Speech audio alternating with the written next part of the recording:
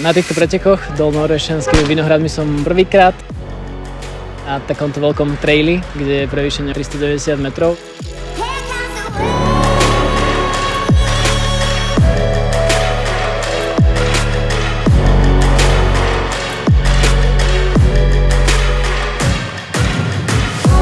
Výborná trať bola dneska cez Vinohrady orešťanské.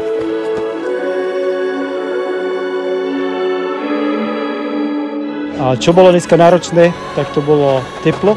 Bolo veľmi teplo. Ja som to aj cítil.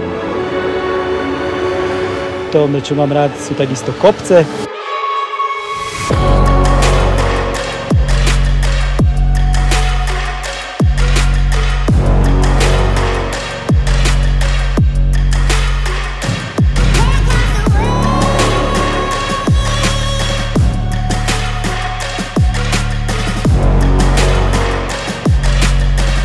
So 100 kilami ísť na takúto trasu, to bol vymysel, ale pôjdeme na budúce.